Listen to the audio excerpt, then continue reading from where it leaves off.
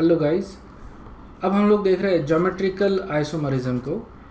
किसी ने डाउट पूछा था और उसको ज्योमेट्रिकल आइसोमरिज्म ठीक से समझ में नहीं आया था। So I am trying to explain what geometrical isomerisms are.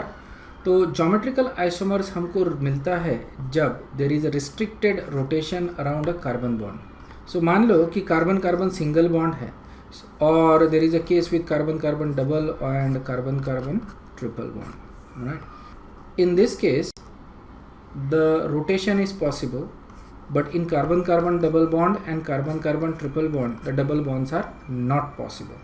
Okay? तो हमको जो ये केसेस है उनमें मिलना चाहिए, बट एक्चुअली जो मिलता है अपने को geometrical isomerism, that is only in case of double bond. Triple bond में नहीं मिलता because of the geometry, it's a linear molecule. तो अपने को ज्योमेट्रिकल आइसोमरिज्म ट्रिपल बॉन्ड में नहीं मिलता, सिंगल बॉन्ड में नहीं मिलता। अगर असाइक्लिक है तो उस केस में नहीं मिलता, बट अगर साइक्लिक रहा तो उसमें मिल सकता है, ठीक है ना। तो दो केसेस बनते हैं जहाँ पे अपने को ज्योमेट्रिकल आइसोमरिज्म मिल सकते हैं। वो है, एक है अल्कीन्स और दूसरा है साइक्लिक कंपाउंड्स। तो ये दो केसेस में we can get geometrical isomerism. So एक एग्जांपल देखते हैं, उससे समझ में आ जाए। तो यहाँ पे ये दो कंपाउंड्स मैंने ड्रॉ किए हैं, okay. CH3 C double bond C CH3 और सेम यहाँ पे आ रहा है। So if you look at it, difference ये है कि यहाँ पे दो मिथिल ग्रुप इधर आ रहे हैं, एक ही साइड में है, और यहाँ पे जो मिथिल ग्रुप्स है they are on the opposite side. So what is the relationship between these compounds? So obviously these are isomers, लेकिन कौन से टाइप के आइसोमर्स है? तो यहाँ पे इनको हम बोलते हैं ज्योमेट्रिकल आइसोमर्स। सो जैसे मान लो कि मैं यहाँ से एक लाइन ड्रॉ करता हूँ, जस्ट एक hypothetical line through the carbon carbon double bond. If you know that this is sp2 hybridized, sp2 hybridization है दोनों कार्बन का, इधर और इधर। sp2 hybridization रहने के वजह से ये रोटेशन नहीं हो सकता। sp2 hybridization रहने के वजह से ही this is going to be a trigonal planar geometry दोनों कार्बन की, and same with this compound, trigonal planar geometry है। bond angle आता है 120 का sp2 hybridization की वजह से। Now because there is no rotation in this compounds, there is no rotation around this carbon carbon double bonds, तो ये जो ज्योमेट्री है या ये जो इसका ओरिएंटेशन है मॉलिक्यूल का या उसके ग्रुप का, ये फिक्स्ड है, ओके। तो orientation of the molecule is fixed and so it cannot get converted into this compound, and that's why we are calling them as isomer. ये नॉन इंटर कन्वर्टिबल मॉलिक्यूल्स है। But what type of isomers are this? इनको हम geometrical isomer बोलते हैं, क्योंकि यहाँ पे ये मॉलिक्यूल और ये मॉलिक्यूल में डिफरेंस देखो क्या है कि यहाँ पे CH3 group on the up side है और यहाँ पे CH3 group on the down side है, ओके। या फिर ये बोल सकते हैं अपन कि यहाँ पे दोनों CH3 ग्रुप एक ही साइड है डबल बॉन्ड के, और यहाँ पे जो CH3 ग्रुप्स है ये opposite side of double bond है। सो इनको हम ज्योमेट्रिकल आइसोमर्स बोल रहे हैं। अब इनका नाम देखते हैं अपन। इसका अगर नाम देता हूँ मैं आईपैक सिस्टम से, तो ये हो जाएगा, इसका रूट है 4 कार्बन रहने की वजह से इसका रूट हो जाएगा but, double bond second carbon पे इसलिए 2 इन, और इसका भी नाम रहेगा ब्यूट 2 इन, ओके। सो दोनों कंपाउंड अलग अलग है, ये दो कंपाउंड अलग अलग है, लेकिन इनका नाम सेम आ रहा है, and that is something that is we need to worry about. दो अलग अलग कंपाउंड का नाम सेम नहीं हो सकता। ये अलग अलग कंपाउंड इसलिए है क्योंकि मैं इसको इसमें या इसको इसमें इंटर कन्वर्ट नहीं कर सकता, इसलिए इनका नाम भी अलग आना चाहिए। तो we know that these are isomers. तो आइसोमर्स रहने की वजह से इनको हम एक अलग तरह से नाम दे सकते हैं। ग्रुप्स, इस केस में जैसे मिथिल ग्रुप्स एक ही साइड में है ऑफ द डबल बॉन्ड, तो उसको अपन सिस बोलते हैं, और दो groups opposite side of the double bond है तो उसको अपन ट्रांस बोलते हैं। सो ये हो जाएगा सिस ब्यूट 2 इन एंड ये हो जाएगा ट्रांस ब्यूट 2 इन, ओके। तो यहाँ पे ग्रुप्स देख रहे हैं अपन, यहाँ पे मिथिल ग्रुप्स जो है, okay, that are on the same side, that's why it is cis. Methyl groups on the opposite side of the double bond, it is trans. Let's take another example जहाँ पे we take different groups. तो यहाँ पे I can take chlorine for example, H, and then we take. So यहाँ पे भी इसको अगर नाम देना है मेरे को आईपैक नॉमेनक्लेचर के हिसाब से, सबसे पहले मेरे को डिसाइड करना पड़ेगा कि इसमें से सिस कौन सा है और ट्रांस कौन सा है। तो again I draw the hypothetical line, इस तरह से लाइन ड्रॉ कर दिया, and chlorine groups are on the same side, तो इसकी वजह से इसको सिस बोलूँगा मैं और इसको ट्रांस बोलूँगा, and then I can give them the name, IUPAC name.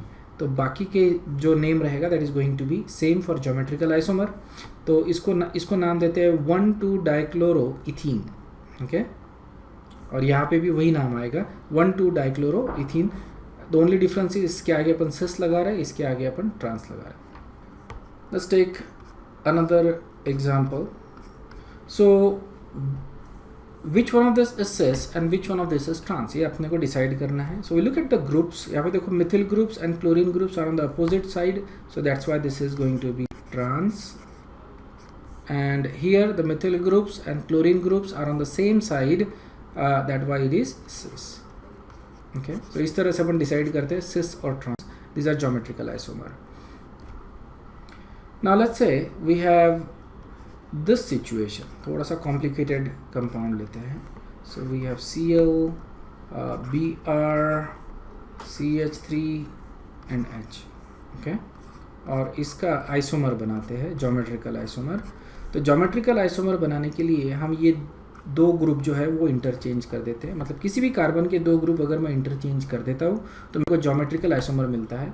So let's say I keep पहला कार्बन जैसे कि वैसे ही, लेकिन सेकंड कार्बन में इंटरचेंज कर देता हूँ। So we get a geometrical isomer. लेकिन if you get it, it's not easy to determine which one is cis and which one is trans in this particular case, okay. थोड़ा सा complicated issue है। सो यहाँ पे it's not that easy, it's not that obvious, we don't know which group is bigger, okay। you try it, लेकिन तुमको ये obvious नहीं लगेगा कि किस तरह से अपन इसको cis और trans दे सकते हैं। तो इस केस में obviously they are geometrical isomer, तो इस केस में we go with E and Z system, okay। EZ system use करते हैं। E is basically equal to trans and Z is equal to cis, okay। E actually comes from a German word called as Entgegen। Entgegen का मतलब होता है, E के लिए लिख रहे हैं अपन, and Z stands for Zusammen। ये तुमको याद रखने की ज़रूरत नहीं है essentially, लेकिन ये जर्मन वर्ड्स है। Entgegen का मतलब होता है अपोजिट एंड Zusammen का मतलब होता है सेम। तो इसका मतलब ये है कि they are equivalent, opposite and trans are equivalent. तो इसके वजह से ई के लिए अपन ट्रांस लेते हैं और जेड के लिए cis, which are similar, okay. लेकिन जो टर्म्स यूज़ करेंगे we are going to use E and Z in this particular case, ठीक है।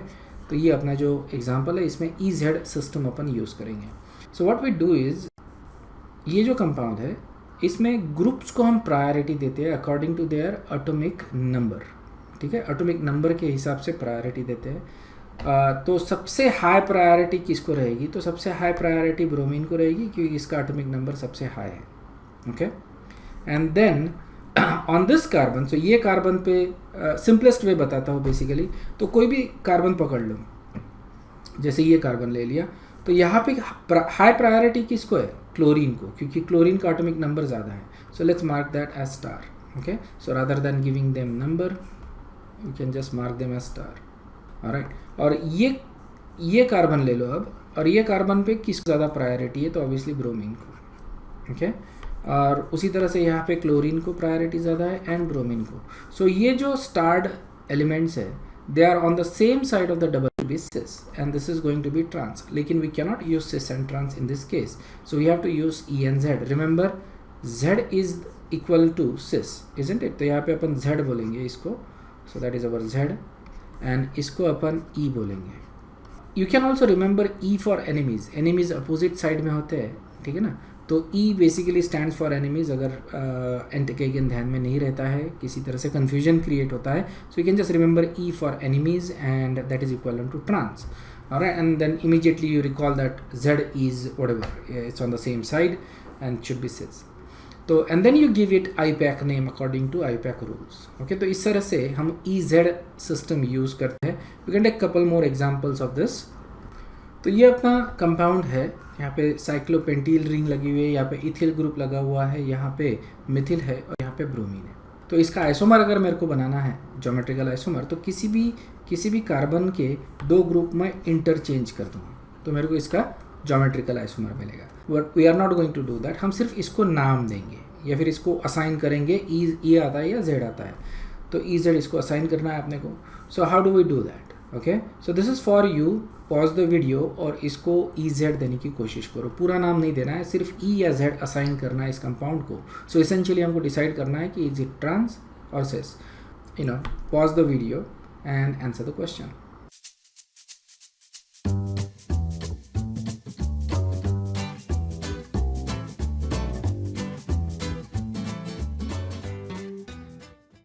Alright, so यहाँ पे हम लोग क्या करेंगे कि प्रायोरिटीज़ देंगे.